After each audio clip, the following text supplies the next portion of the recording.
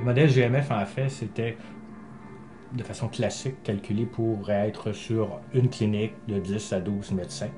Nous autres, ben, finalement, notre réalité a fait en sorte que ça s'est avéré plus un regroupement qui s'est réalisé, où maintenant on a 35 médecins répartis sur 7 sites qui ont ça a permis d'unifier des sites qui souvent ont de la difficulté à avoir accès au modèle GMF. On a un site qui est plus classique de 14 médecins, on a un autre site de 7 médecins, mais on a des sites aussi beaucoup plus petits, de 2 à 3 médecins, même un médecin, qui sont situés principalement dans nos régions rurales.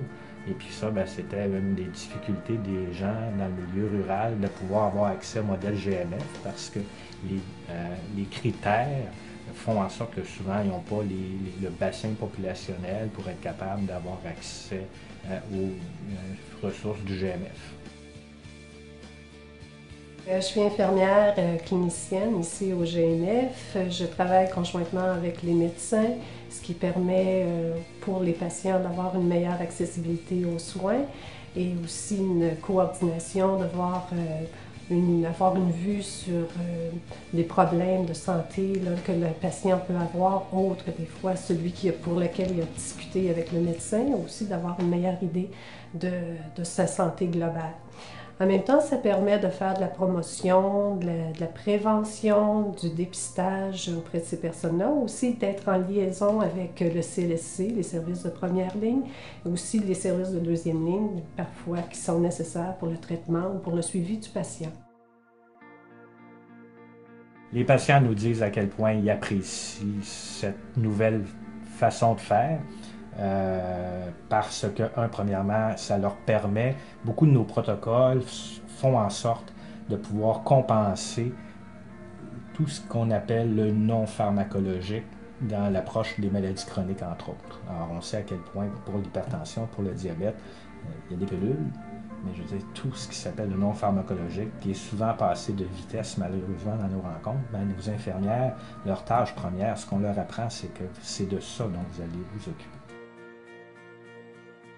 Puis on s'aperçoit, nous autres, après quelques années, que, à part quelques exceptions toujours, mais le niveau global de compliance a quand même augmenté de façon importante. Parce qu'en maladie chronique, c'est le plus grand défi. C'est pas nécessairement faire le diagnostic ou de trouver la bonne pilule, c'est de s'assurer de la compliance. Ce qui, des fois, avec le temps, diminue. Puis on n'a pas toujours, nous autres, la disponibilité d'être capable d'être le petit catalyseur qui va réallumer la flamme un peu de la compliance au traitement, tandis que l'infirmière, elle a bien complété facilement ça. C'est sûr que on va passer beaucoup plus de temps avec le patient. Lorsqu'on le revoit, ça nous permet de voir au niveau de sa compliance. Des fois, il va avoir eu justement une nouvelle médication.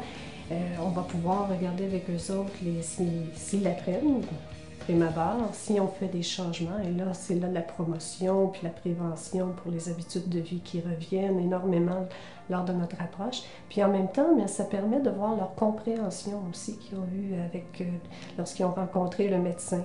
Des fois, on est un petit peu étonné à savoir ils n'ont pas nécessairement compris le but du traitement ou de la médication.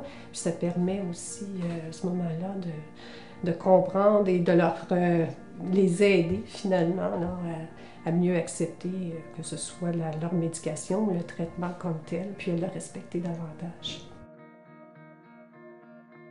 Est-ce que l'ajout d'autres professionnels financés d'une autre manière peut être intéressante? La réponse est assurément, surtout au niveau en psychologie, diététique, physiothérapeute ou kinésithérapeute, ça serait. Je pense que c'est l'avenir. C'est juste falloir voir de quelle façon ces choses-là vont avoir à se financer.